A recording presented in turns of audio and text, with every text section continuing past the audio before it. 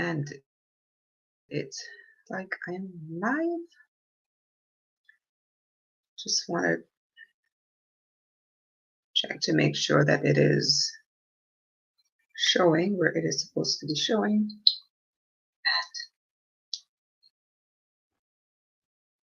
This is going to be a very candid chat.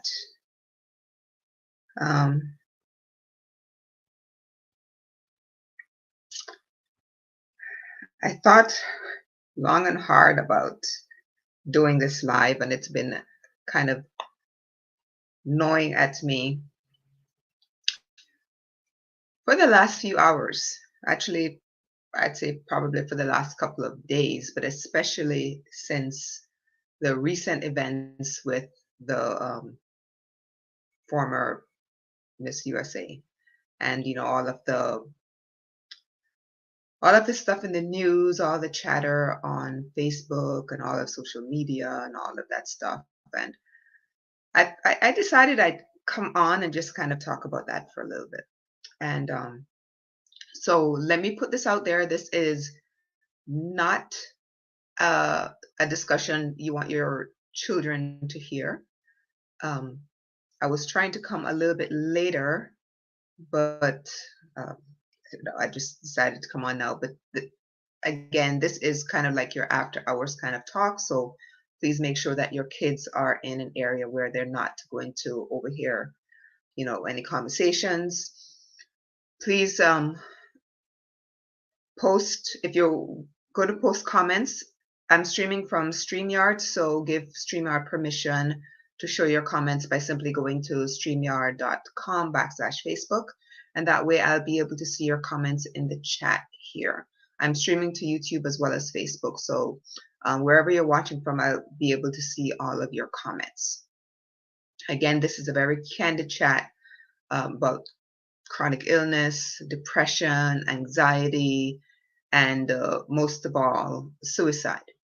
So just please make sure, I'm putting that out there, that no children are around. And if you have to watch this on the replay, that is perfectly fine, because it will be recorded and you can come back and catch the replay, just to make sure that your kids don't hear it. At least kids that are not, you don't want young children to be listening to this, but this discussion is in the news heavily right now.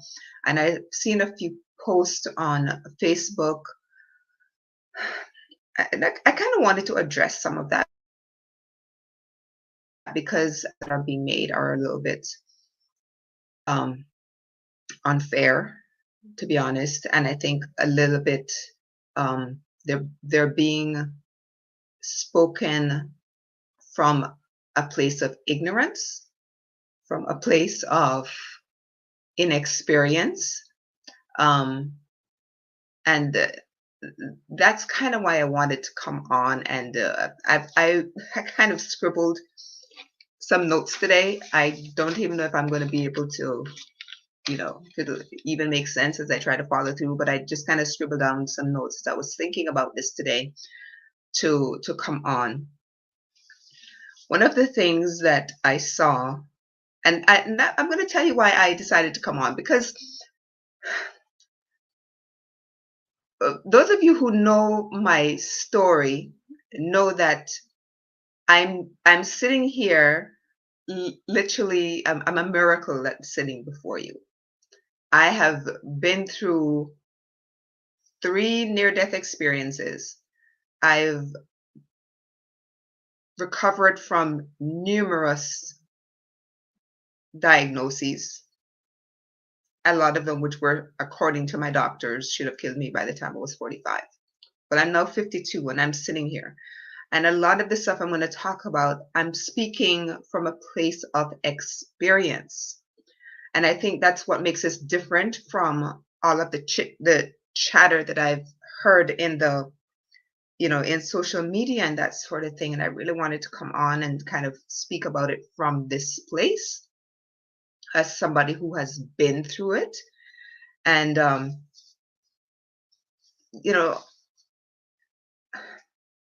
a lot of people, when they look at illnesses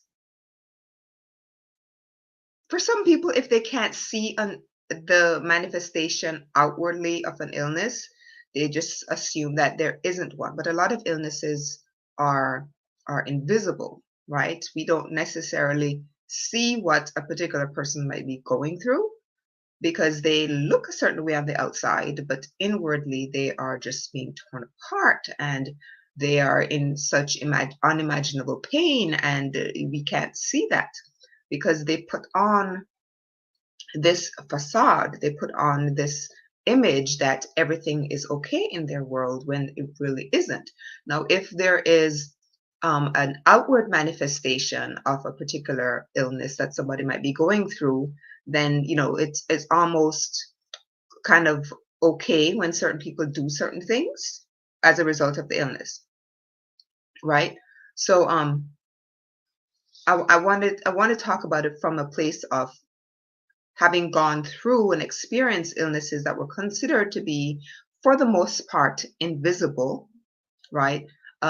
Although there were in the early parts, there were some physical manifestation of the illness, but for the most part, the illnesses that I've been diagnosed with, lupus mainly, and I'm speaking from a place of autoimmune conditions because that is the community where my journey began, and that is the community where I predominantly teach, is from the autoimmunity community, from the lupus community. So I am speaking from that place. Okay. Lupus, for the most part, is considered to be an invisible illness because most people who have been diagnosed with illness, unless they start to lose their hair or they have, the lupus that it affects the skin, you don't really see it because a lot of lupus patients tend to put on this strong demeanor and they look great on the outside, but there is something really going on underneath.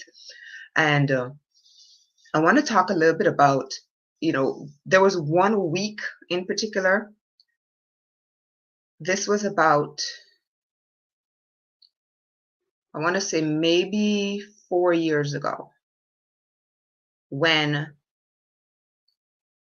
in 1 week in the lupus community that I was a part of. Now, the lupus community is huge, but the community that follows my particular lupus page on Facebook, which the name has changed, but the community, there are a lot of people on there who are from the lupus community to begin with. Now, about 4 years ago, in 1 week, and these are only people that I was aware of, there were about 7 people that lost their lives due to the illness. Of the 7, 3 of those were people who chose to end their life as a result of what they were going through because of the illness. 1 more of those 7, we met another person, no, not of those 7, but 1 more that I'm aware of. We managed to catch that person before they were able to actually complete the act.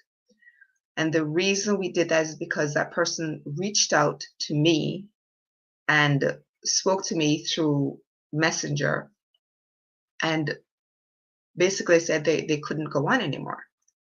And because they were in so much pain, so much agony, which a lot of people don't realize lupus can cause. And when you get to that place where your pain, the physical pain that you're going through outweighs whatever little bit of joy or whatever why that you have, on this planet, when that pain it just outweighs everything else, and you get to that place where you have to end it, or you feel the need that you cannot go on, until you are in somebody's shoes, you do not understand what that person is going through.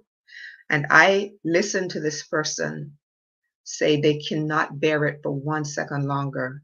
And when that person hung up from me and said, "Hi, Rosanna," and that person hung up, I scrambled to get in touch with, I just happened to know where this person lived or the city in which this person lived. And I scrambled to get on the phone with the police officers and whatever, emergency people that I could reach. And the police officers managed to get in touch with paramedics who then rushed. They found where this person lived and rushed over to this place, and they managed to save this person. Now, this person was already in the act of ending their life. Okay. But they managed to save this person. But there were 3 more in that week that we couldn't save. And there were a lot of comments made this week over the last few days of, several people who chose to end their life. And some of the comments that are being made are, like I said, are being made from a place of ignorance. If you have never been in a place where the pain is whether the pain is physical or it's emotional, if you have never been in a place where that pain is so bad that you just do not want to go on anymore, then you have no idea what these people have gone through. No idea. So the comments that are being made from this place of ignorance, it really just kind of rubbed me the wrong way when I was reading some of these things. And I'm going to tell you this, because I can say that because I have been in that place. But you have to have a why that's so big that the thought of you not being on this planet, yes, the thought of you not being here, let's go back to when I was first diagnosed. And I do not talk about this often, or I don't think I've ever spoken about this, to be honest. When I was first diagnosed, there were days I could not leave my couch. It was that bad. And I would have my children outside. They would be looking out, they would be outside playing in the yard, and they would be begging me to come and play with them. And I couldn't. I physically could not get up from the couch to go and play with my children. The pain got so bad at times that there were thoughts that went through my head. But here is the thing that I mentioned earlier. Your why has to be much bigger than the alternative. And that is the reason why I'm still here. Because my why do I not want to do what I was thinking about doing? No matter how bad the pain was, no matter how difficult it was to be in that place where you have this diagnosis and, everything just seems to not be going the way that it's supposed to be going. And my kids are begging me to play, and I physically just couldn't do it, right? My why was huge. My 3 children, that was my why. And that was big enough, no matter how excruciating the pain, that was big enough for me to do what I had to do to get from that place of the diagnosis to where I am right now. It took me a few years. It took me a team of doctors, and one of those doctors included a psychiatrist. And that is another thing. If you are in that place, please reach out for help. There is nothing, absolutely nothing wrong with going to see a psychiatrist or psychologist or whatever, therapist you need to see. It is good to talk to a friend, but when you get to that place, you need professional help. And a friend is not it. It's good to have a friend for accountability, but you need to see if it gets to that place where those thoughts are going through your head, you have to see a psychiatrist or a psychologist or at least a therapist. Now, when I decided that I was going to see a psychiatrist, I think I mentioned this in another live. It was because I literally thought my brain was broken because I started to physically see angels. I'm looking at it now as a gift. That is what my psychiatrist told me. It's a gift. But I got to a place where I realized that if I were to go get through this particular diagnosis, I was not only going to need all of the other doctors, I was also going to need a mental specialist. And that's why I kept this psychiatrist on, even though he told me there wasn't anything wrong with my brain physically.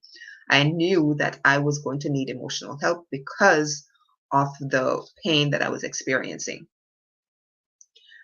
So I made sure I had a psychiatrist on my team. And that is one of the things I stress to anyone going through any kind of chronic illness, invisible or not, is to make sure that you get help.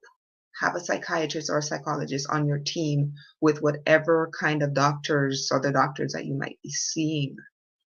Okay, because it does help. You cannot go through anything like that, whether it's an emotional illness, a mental illness, or some other kind of chronic illness. You cannot go through it alone. And yes, it's good to have friends, but friends, trust me, there's only so much that friends can do for you when you are dealing with something like that. And there's only so much that friends actually want to go through with you. And they will tell you, listen, I just cannot deal with that right now. You don't need, and it's understandable. I'm not knocking that, because when you're dealing with something that is so difficult, that's really tough energy for anybody to take on. So you have to understand that your friends may not always want to be there to listen to your sob stories or how difficult things are. That's why you need a psychiatrist or a psychologist or a therapist. That's what you're paying them for. That's what your insurance company is paying them for. Get one on your team and go and see them and sit down and just lay it out, and go every week or every month or every 2 weeks or whatever the deal is that you have with them. It helps. It helps. Now, sometimes people go to psychiatrists and it really, they still decide that they're going to go through with whatever it is they want to go through with. And I've gotten to a point where, I don't judge. I don't judge, because I've been in that place. It's a dark place, and I got help. And I'm now sitting in front of you, having worked through all of these different illnesses. I'm sitting in front of you still on a healing journey, because I don't think um my journey is like my destiny. I don't think I've reached that destination. It's something that I work on a daily basis to make sure I eat properly to stay healthy, make sure that my mental health is where it is supposed to be, making sure I'm keeping in touch with my doctors, and I'm doing all the appointments, and I'm doing all of the meditation and everything that I need to do with the spiritual work to keep me in that place. But it's a journey. But for some people, the journey is too difficult, and for lack of a better word, they decided to check out. But it's the part that was bothering me this week was just the comments. Thought I turned my phone down. Sorry. Let me just turn this on silent. But the thing that bothered me were just some of the really unkind comments that were being made. But one of the things that somebody did point out, though, in one of the particular incidents that took place, there are signs, and you really need to pay attention. Let me just mark this off. You really need to pay attention to signs. People will tell you. I had a friend who ended up committing suicide, and he went around and he told us for, I want to say, maybe a few months. He was just always talking about it. But we all thought, oh, yeah, right. He's never going to do it. No, he's just looking for attention, until the day. And it was a blaring sign in our faces. I'm going to do it. I'm going to do it. This person kept saying, I'm going to do it. But we just kind of brushed it off. So we get signs. And this particular lady, beautiful lady, I mean, she had everything going for her.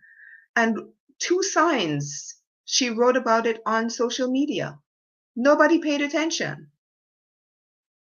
Nobody paid attention, you know, until the date happens, and then all of a sudden there were the signs. There were the signs. Yes, there were the signs.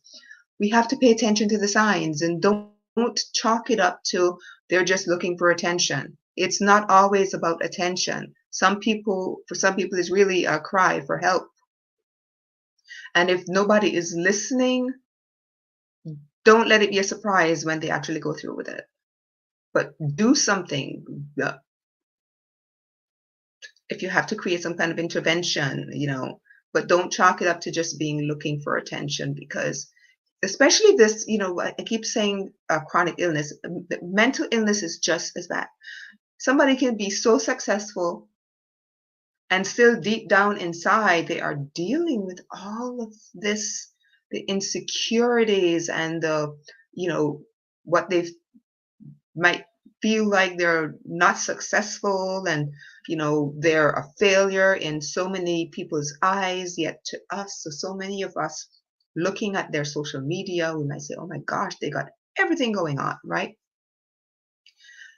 But look at what can happen, right? And if you have something that really, like I said, in the lupus community, it is just so,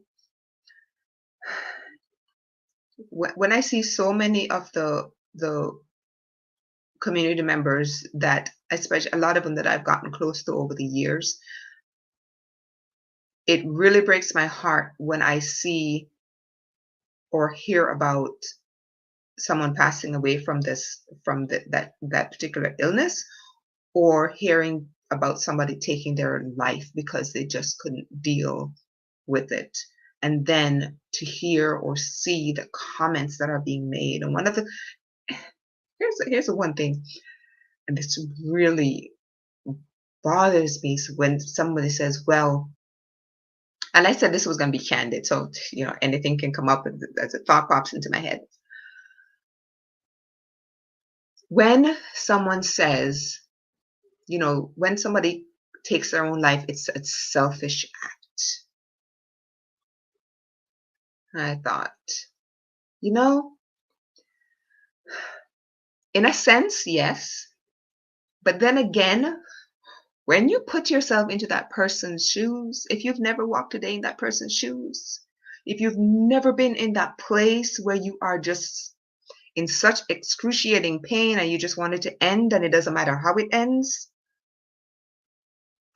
selfish is not the term. That is not the word to use. And I know that for many cultures, for many religions, it is considered to be an act of, it's a sin. And that is the difficult part for me, because as a Christian, yes, it's a sin, but at the same time, when I think about it from being somebody who's been in that place, I can completely understand, why somebody does that.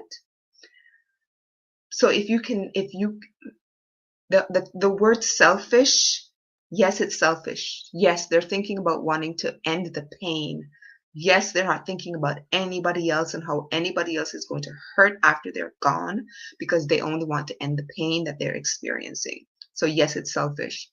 But at the same time, I don't judge. I'm not judging them, because unless you've walked in their shoes and you experience what they've got going on, and that maybe you can do it better, then yeah. No, just I'm trying not to come across as I'm not bashing or anything. I'm just really, I've tried to understand, and to a certain extent, I do understand why people do these. Like I said, if you've never been in that place,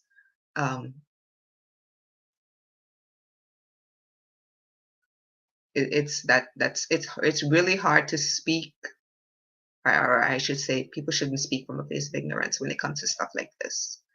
Let me go back to my notes so I can kind of keep on track here, because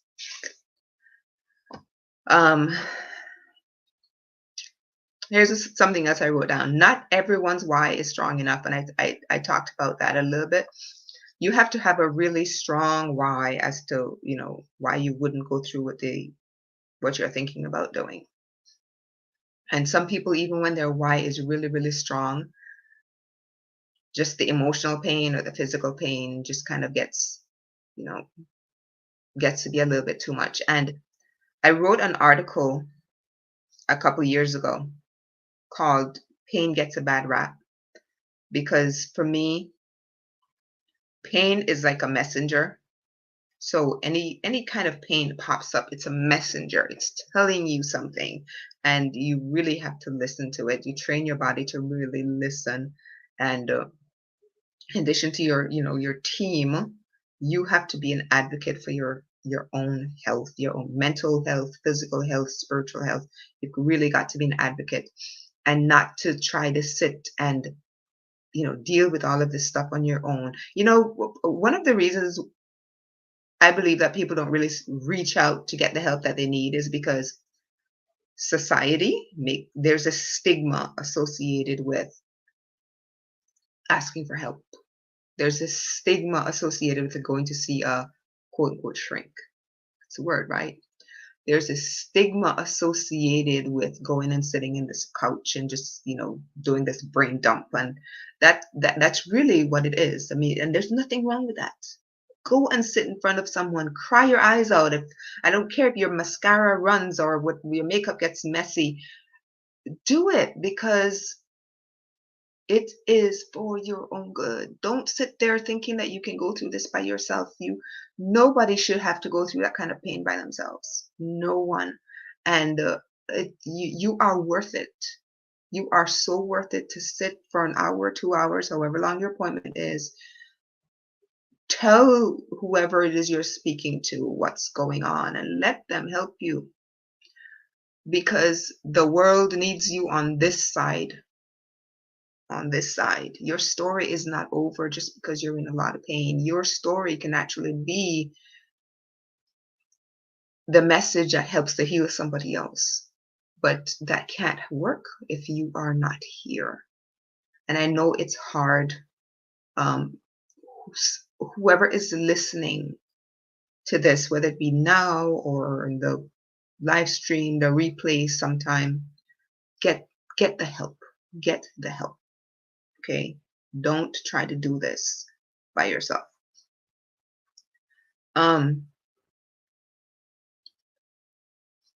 There's something I was reading today that, let me just put this to the side. There's something I was reading today, and it was saying that why aren't people not talking about chronic illness and depression leading to memory loss and that sort of thing. And it kind of got me thinking, because it makes sense. I want to tie in the whole, with people kind of ending their life, right? One of the things I believe, when people are in such chronic pain and they choose to end their life, the memory loss, I think, kind of comes in. Yes, the illness, the depression, all of that stuff, but the depression leads to the memory loss. But the memory loss is not just about your cognitive function and, not being able to tie your shoelace or putting on your clothes or remembering how to get down to the bank or whatever the case is. But I think you forget about all of the love that you're surrounded by. You forget that there are people out there that you can reach out to. You forget that you have friends. You forget that you have, coworkers. You forget that you have just anybody throughout the names, best friends, whatever the case is, that you can actually reach out to, because you think that you are not worthy enough for somebody to sit down and listen to your quote unquote sob story, right? So from that aspect, that whole memory loss thing, I think that's a huge part of the memory loss, is that when you get to that place where the pain is just so bad, right? And it leads to chronic depression. I mean,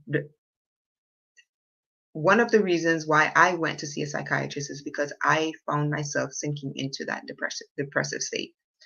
And I knew that there's no way that I could possibly go through the illness without getting emotional help as well. I was getting all the physical help I needed. I was getting, at the time, I believed, great spiritual help, but there was still a missing piece, right? So I decided I would stay on with the psychiatrist just for that emotional help, because I knew that I could sink into deep depression because of all of the pain that I had been experiencing at the time. And that physical pain can lead to emotional pain, and we know where else that can lead to. And one of the things I did not want to forget is that I did have children that were still growing up, right? I did have family, I did have friends, and I wanted to be here with them, not have them mourn me, too soon, right? So I think part of the memory loss that people have when you're dealing with this sort of thing is they forget that they're surrounded by people that actually love them and care for them and want to see them here. So reach out for help. I can't stress that enough. When I say that I've, over I'm pretty sure it was about 4 years ago, that one week was one of the toughest weeks in my life. It would seem like every day, one or two people was dying in the lupus community, and three of them were from suicide.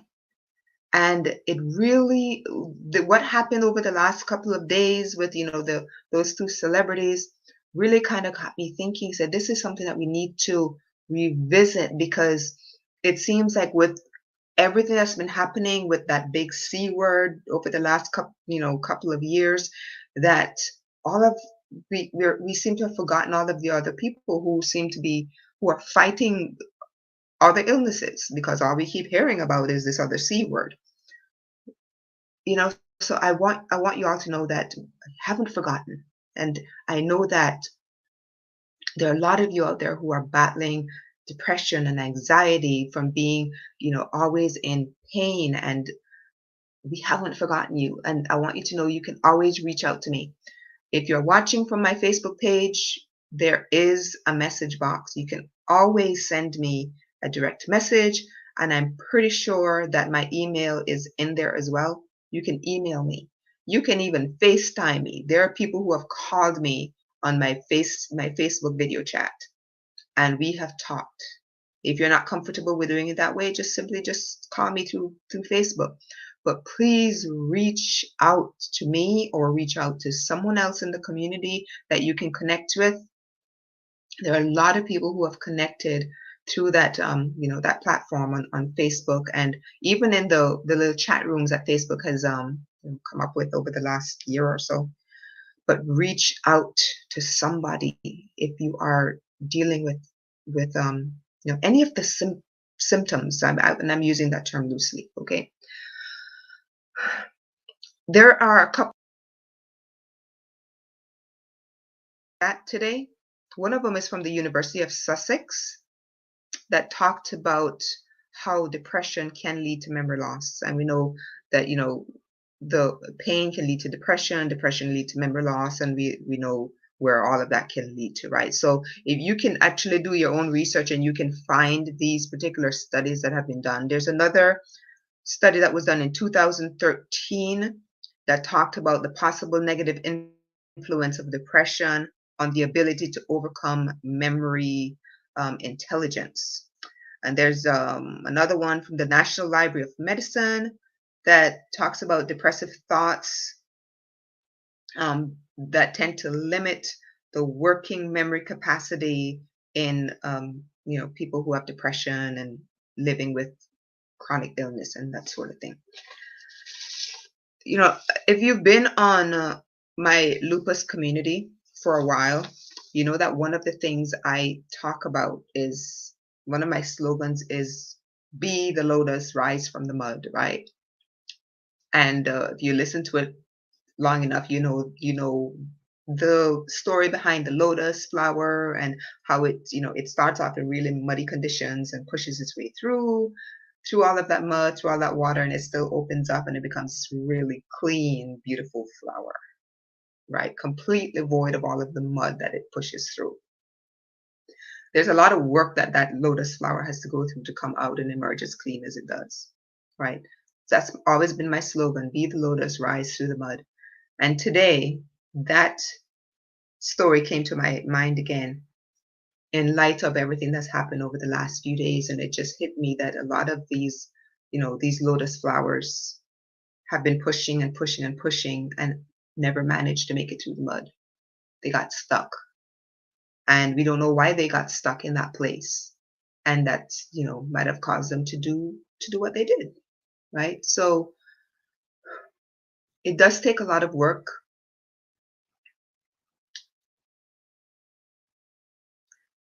It does take a lot of courage. We'll say that. It takes courage to reach out and say to someone, hey, listen, I'm not doing too great right now. Can you listen to me for a minute? There's in every city, every state, there's a suicide hotline. If you're not comfortable talking to a friend or talking to a family member or going to a psychiatrist, pick up the phone and call that hotline. Okay, do that. That's what they're there for. They're there to listen. They're there to provide all of the resources that you might need. They're there to send, if they need to send somebody to your apartment, to your house, to wherever it is that you are, that's what they're there for. But please be courageous enough to reach out to somebody to ask for help. It is not, it's not you being weak. I know we hear that a lot. Oh, why are you going to sit down and, oh, here's another one. It's not airing your dirty laundry. If more people who are in that place went out and talked to somebody, I don't think a lot of, this stuff would occur. So please go and sit in front of a psychiatrist and a psychologist or a therapist, or call the hotline and let them know that you're in that place, that you're having some difficulties, and talk to someone.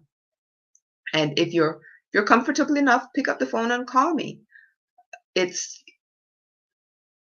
I'm a certified therapist, but I will probably tell you, listen, you need to go and see a psychiatrist, you need to go see a psychologist, because sometimes if you need to go on medication, then you have to go on medication. It's not something that I advocate for, but sometimes you need a medication. And or you might just need to go and sit down and talk to this person once a week, or however often the particular doctor says you should come. But if you're really in that place, like right now, and it's, whatever time of day or night for you that it might be, call the hotline. And what I'm going to do is I can post that hotline, and I think it will probably automatically come up on this live stream, because when you mention certain words, Facebook or the technology has a way of kind of, and then all of a sudden certain words pop up and links that you can go to. So I have a feeling that it's going to be there on Facebook anyway. So just if you're in that place and you need some help, please reach out to someone and let them know that you need some help. Like I said, this was going to be a very candid chat. It was just kind of notes that I had written down throughout the day. And if you have any questions at all after listening or after watching the replay, feel free to post them. This is not something I talk about all the time, but I know that it exists within the lupus community, within the autoimmunity community, and it definitely exists within the rest of the world, because we've seen it so much over the last few days. And it's not something I, think we should forget, because there are a lot of people out there that are hurting. And we have to remember that.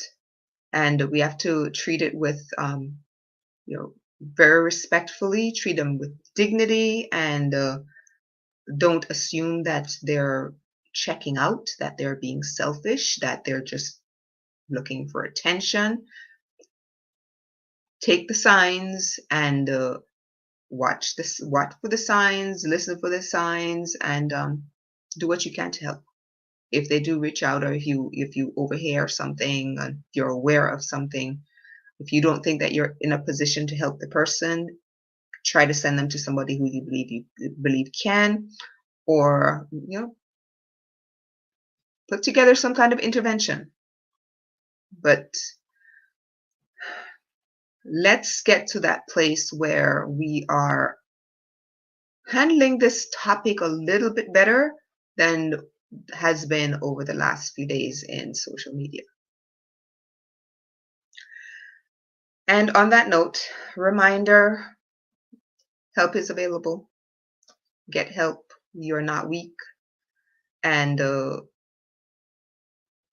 we're here. Reach out to someone. Can't stress that enough. Because it is really hard when you're in that community, in the lupus community, especially when you're constantly looking. Even I think it was just last week I saw another person in the lupus community passing away. It was just natural, the natural progression of the illness, but that's hard as well when you think that this is something that nobody should be dying from, but that's a whole other topic. But those of you who were listening, I know this was a hard topic. This was really hard for me to talk about without but I hope that it helps somebody out there. And share this video, please. Share it out. Share it on all of your social media, and just encourage people to be a little bit more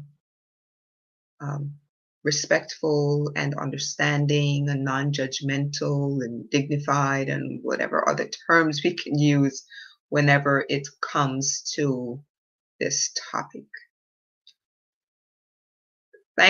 Thanks, Rosanna. I know this was not the easiest discussion. That's why I chose to do it this time of the night, and I wanted to make sure that there weren't any young ears, because I know this is not an easy topic. So thank you all for watching. Again, please share this out, and if you know someone who's in need, reach out, because a lot of the times too, let me say this and then I'm going to go. A lot of the times you know that somebody needs help, but they may not necessarily want to reach out. So you may have to go to them and say, listen, it looks like you might be having a hard time. Is there some way that I can help you? Is there something that I can do?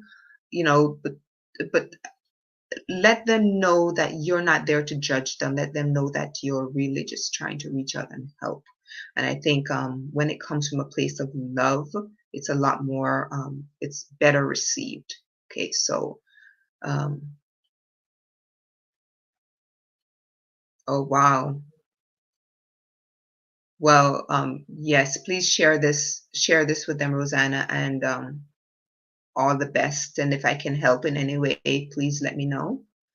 But yes, I'm going to go ahead and jump off right now. And I do appreciate you all just listening to my little bit of a rant, a little bit of an informational, and a little bit of a story, all of that kind of thrown in. But if I can help in any way, do please reach out to me. But yes, go ahead and share this video if you know of anybody who can help. And again, don't forget that there is a suicide hotline that you can also share with them. Whatever city you're in, whatever country, whatever state, there's always someone that you can reach out to if you are not in a place to help them. All right. On that note, have a blessed night, and I will see you all again sometime during this week. If not, next Tuesday, God's willing, for Tea Talk with me and MJ.